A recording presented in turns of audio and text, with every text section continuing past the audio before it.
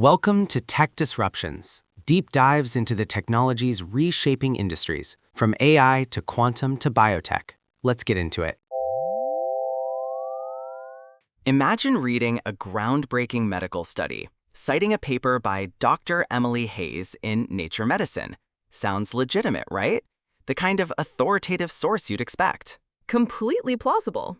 Except that specific paper by that specific Dr. Hayes simply doesn't exist. It's a phantom citation, conjured entirely by an artificial intelligence. And this isn't just a quirky bug in an academic footnote. These ghost citations are now actively showing up in biomedical research, threatening to undermine the very foundation of scientific trust in medicine. The core problem is that large language models, or LLMs, are not just fabricating facts, they're fabricating the sources of those facts, making it incredibly difficult for human researchers to tell what's real and what's a sophisticated AI-generated illusion. So these aren't just errors, they're fully constructed, convincing fictions. How pervasive is this? Are we talking about a few isolated incidents or a widespread issue that could really erode the integrity of medical literature? Well, a group of researchers who specifically looked into papers citing AI tools found fabricated citations in what they called a significant proportion. That's a concerning phrase when you're talking about the scientific method. It suggests it's not an edge case, but something that is appearing often enough to be a genuine threat. The concern isn't just about what is being made up, but how it's being made up. And that how is key. It's not just a random string of letters. The examples described in the research indicate these citations are remarkably sophisticated. They look exactly like real academic references. Precisely.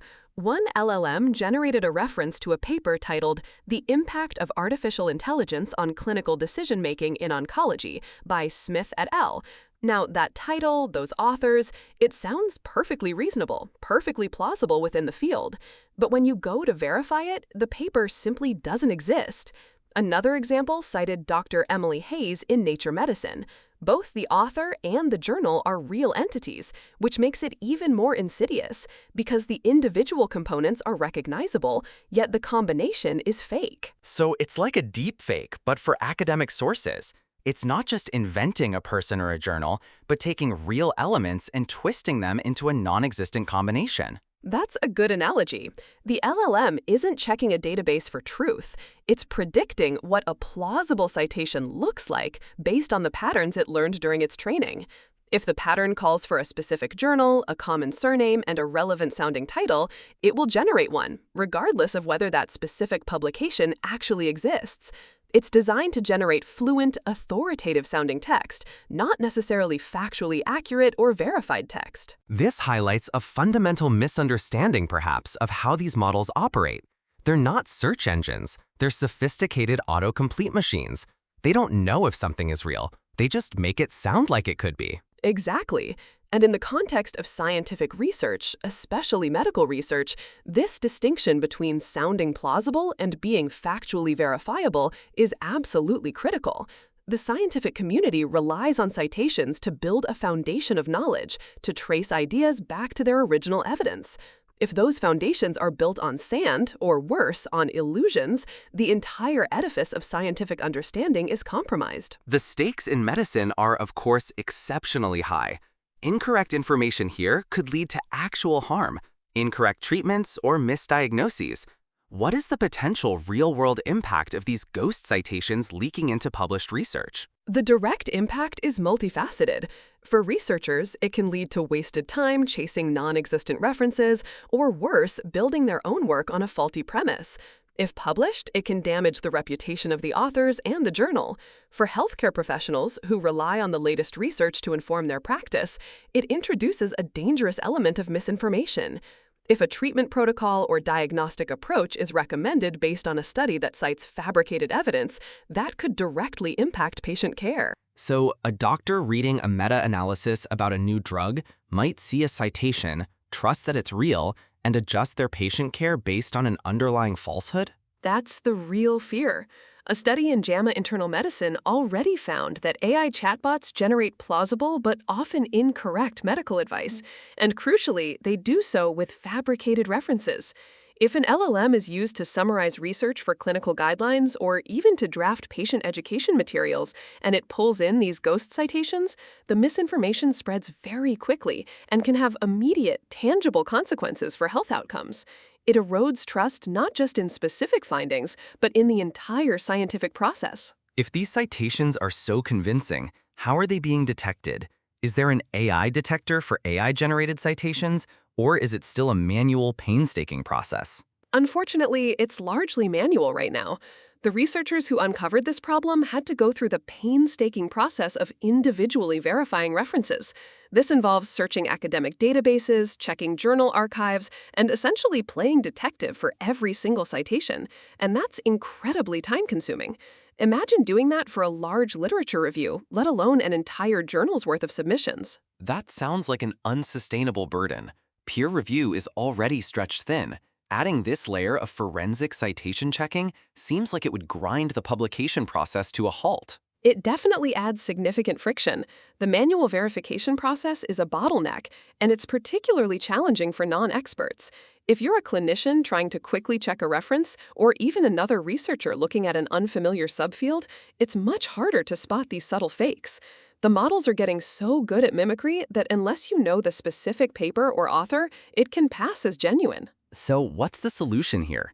Do we just ban LLMs from scientific writing, or are there more nuanced approaches being discussed to mitigate this ghost citation problem? Banning them entirely seems unlikely, given their utility as drafting aids and summarization tools. The consensus is that human oversight is absolutely paramount. Researchers need to be acutely aware that when they use an LLM, it's a tool for generating text, not for verifying facts or sources.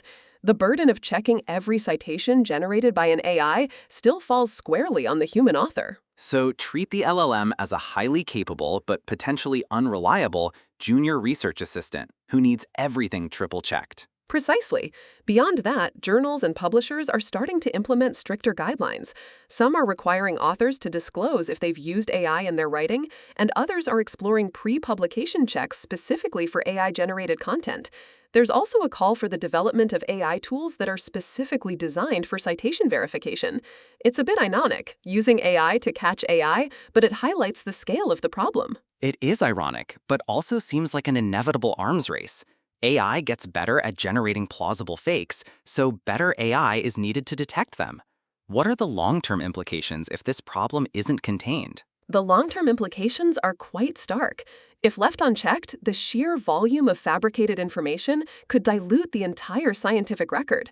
Trust in published research, which is already a delicate balance, could erode significantly, and that would have cascading effects on public policy, clinical practice, and public health. Science relies on a shared, verifiable body of knowledge. If that body becomes poisoned with fakes, the ability to make informed decisions collectively is severely hampered. It effectively weaponizes the illusion of authority. Instead of searching for truth, there's now a need to actively guard against sophisticated untruths that look identical to genuine sources. That's a fair way to put it.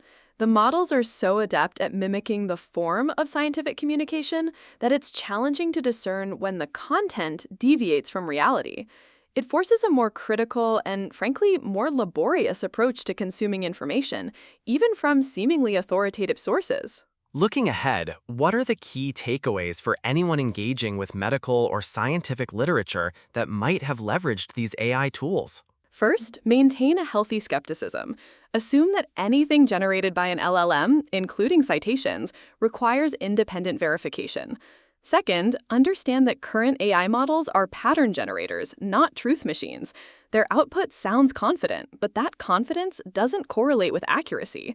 Third, the responsibility for scientific integrity ultimately remains with human researchers and the peer review system. LLMs are tools, and like any powerful tool, they require careful, skilled oversight. So don't trust but verify, always. Especially when it comes to the citations. And this isn't just about spotting a typo. It's about checking if the entire foundation of a claim truly exists.